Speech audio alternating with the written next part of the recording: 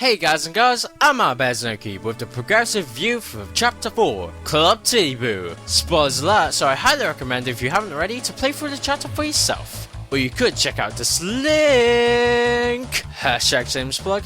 You can do whatever you want with it. It's there. It's there. So with all that said and done, take my hands, I'll lead you through Chapter 4, Club Titty Boo. 3 years has passed since the events of Chapter 3. As Lucas, we wake to a very different Tasmania village. A bustling, modern-ish town where most of the residents own happy boxes, and those who don't had their homes struck by lightning. Because Thor must smite all those without happy boxes! Zeus disproves those without happy boxes! We pick up Boney and then head up to the near train station, just as Bronson and Jackie are getting off. They talk of a musician in Club Titty Boo who looks a lot like the missing Duster. Heading over to the near retirement home, we tell Wes of the news, and he convinces us to go find Duster. Travelling along the train tracks, we come across a McGipsy who wakes a power of PSI within Lucas. Eventually, we reach a new factory wherein the workers extract clay to build pottery! Also Clayman. We roll up our sleeves and work for a short time in the factory to get entry into Club Titty Boo. At the club, we reunite with Kumatora, disguised as a waitress. Lucas and Boney watch the DCMC concert and spot that the bassist, Lucky, does strongly resemble Duster. After the show, Kumatora brings Lucas and Boney to a room where they catch up and make a plan to reunite Lucky, aka Duster. Kumatora goes on ahead to Lucky's room, and as Lucas and Boney, we head to his room via the dark, dank attic, with the intention of literally dropping in. We eventually make it to his room, but it's guarded by the jealous bass. We defeat it and drop into Lucky's room. Kumatora has explained the situation to members of DCMC. Lucky is revealed to have amnesia, not remembering anything that happened in Chapter 2, though he does tell us that he buried the super secret, shiny, important, fantastically fabulous item in the valley. He, however, is unsure of what to do now. Leave his Duster, continue playing music as Lucky. Leaving it up to Destiny, aka Rock, Paper, Scissors, the ultimate decision maker. He eventually leaves his Duster, leaving Lucky behind. The remaining members of DCMC wish Duster a heartfelt goodbye, and that is how we end Chapter 4, Club Titty Boo. Chapter 4 was very interesting, being the first one which took place after the time skip. Just seeing how much has changed in the village was really interesting to me. It has become more of a town now with its new locations and proper infrastructure, such as roads and train tracks. Just waking up and experiencing this new Tasmania village reminded me of Earthbound, its modern day setting with large cities like Forside and Summers. The pig masks live with the citizens of Tasmania village now, some villagers even wanting to become pig masks. Happy boxes have been put into almost every home, and as a result, it almost seems like the whole village has been brainwashed. Seriously, just going through the town, I got a sense of dystopia that under all this apparent peace, all was not quite right. Oh man, the new episode of Honey, Where Are My Pants was on my happy box. Yes! Honey, where are my pants? Oh, it never gets sold. Oh, what was I talking about again? Something about some dystopia or brainwashing or something. Oh, who cares? A guy still can't find his pants.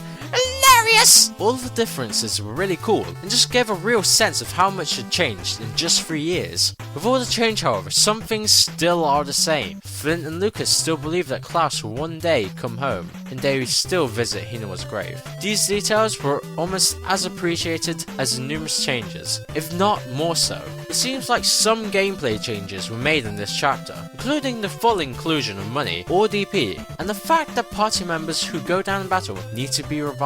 Beforehand, I think I recall that down party members after battle were present in the party with 1 HP, and you could heal them. Now that has changed. When the party has a down member, the party can no longer run. While I'm all for the inclusion of money, I could do without having to walk, yes, walk, to a hot spring every time someone dies.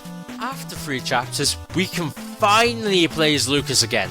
Yes! With a visit to our friendly neighborhood, McGipsy now has PSI. So far it seems like Lucas will shape up to be similar to Ness. Both characters so far having basically the exact same PSI skills, and both basically attacking the same way, wielding a blunt object and beating the crap out of things. I am hoping, however, that Lucas will learn some more offensive PSI skills, like fire or freeze, which will give him a few more options as to what he can do.